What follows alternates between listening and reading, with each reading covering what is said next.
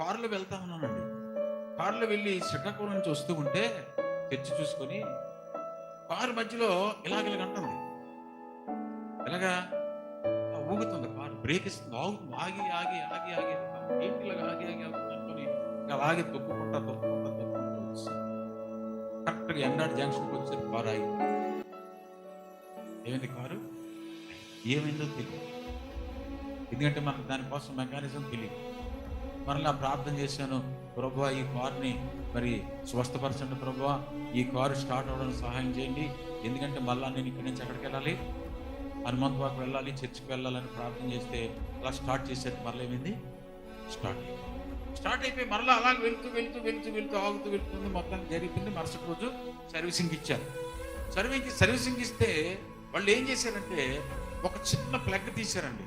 కారులోంచి చిన్న ప్లగ్ అంటారు, అది మగవాళ్ళకి పిల్లలకి బాగా తెలిసింది. ప్లగ్ తెలుసు కదా, నేను ప్లగ్ అంటే దాన్ని తీశాను.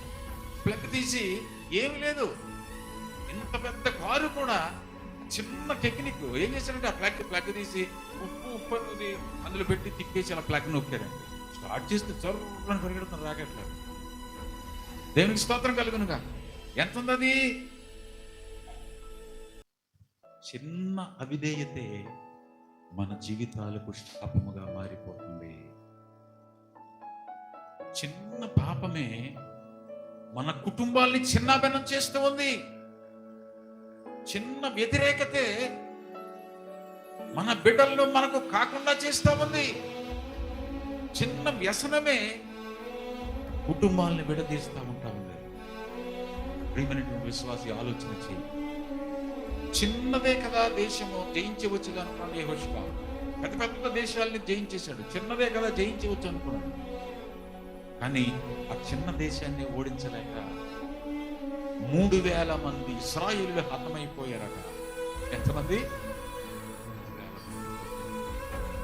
ఆ దేశంలో ఉన్నవారు 3,000 మంది, కానీ 3,000 మంది హతమైపోయారు. దేవుడు వారి పక్షముగా ఉండగా, దేవుడు వారితో ఉండగా, దేవుడి చేత నడిపించబడుతూ ఉండగా వారు ఓడిపోయారు. ప్రియుల క్రైస్తవులుగా మన జీవితాల్లో ఎప్పుడు కూడా వాటమిని మనము చవి చూడకూడదు. క్రైస్తవులుగా మన జీవితాల్లో ఎప్పుడు కూడా నిరుత్సాహం కలిగి ఉండకూడదు. నువ్వు చదువుకున్నావు, నీకు ధైర్యం ఉంది, నువ్వు పని చేయగలవు. దేవుడు ఎందుకు సహాయము చేయగలడు. అయితే నీలో ఉన్నటువంటి అవిధేయత, నీలో ఉన్నటువంటి పాపము, నీలో ఉన్నటువంటి వ్యతిరేకత, దాన్ని ఏం చేయాలి? బయటకు తీసుకువేసుకున్నట్లయితే ఖచ్చితంగా దేవుడు మనకు విజయాన్ని ఇస్తాడు.